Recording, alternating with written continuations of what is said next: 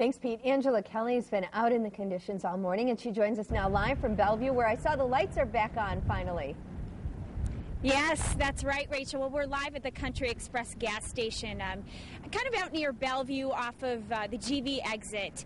And, you know, it's one of hundreds, maybe even thousands of businesses in the Green Bay area and of homes that have experienced power outages this morning or that are still experiencing power outages.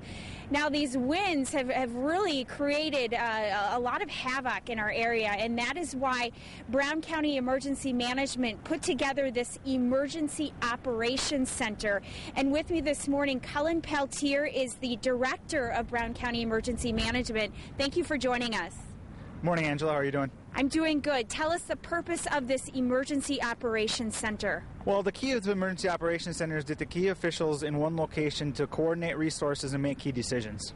What would you say are the biggest safety concerns for this area right now? Right now, our biggest safety concern is down power lines and also the Tower Drive Bridge or the I-43 bridge. There's definitely high winds up there, and it's some of the conditions get rather treacherous when the winds pick up. It almost came to the point yesterday where it was maybe going to be closed. Yes, we were very close to closing the bridge yesterday, and that's still a possibility today if the winds peak again. So we want to have motorists avoid that area if they can, and if they can avoid the area, they really take precautions when they're driving through there. So you want to keep both hands on the wheel, and you want to stay driving really slow, because the slower you go, the more in control of your vehicle you'll be. In monitoring these calls that have been coming into Brown County through 911, through the dispatch centers, what are the biggest things that people are having emergencies regarding? It's definitely down power lines and power outages, and we want to encourage people to stay away from down power lines, and also if they're in their vehicle, if they would power line would go on their vehicle, to stay in the vehicle, call 911, and we'll coordinate getting assistance out to you. And there is still a very big chance that a lot of people can still lose power if you haven't already. How can they be ready for that? That's absolutely true, and there's likely going to be power outages today, and in order to be prepared, you should have a family disaster preparedness kit in place. You should have some canned goods available.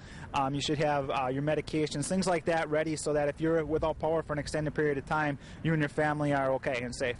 Okay, any plans for today, new or different from yesterday, heading into that operations center? We're going to reconvene this morning at about 8 o'clock and look at what the situation is and determine what we need to do today, whether we need to make some closures, whether we need to coordinate some more resources. And we're looking to be pretty similar to the day that we had yesterday, so we're going to continue to have the same kind of problems. All right, the Director of Brown County's Emergency Management, thank you for joining us. And we'll join you back out here live from Bellevue coming up a little bit later. Rachel? That's quite a sky out there.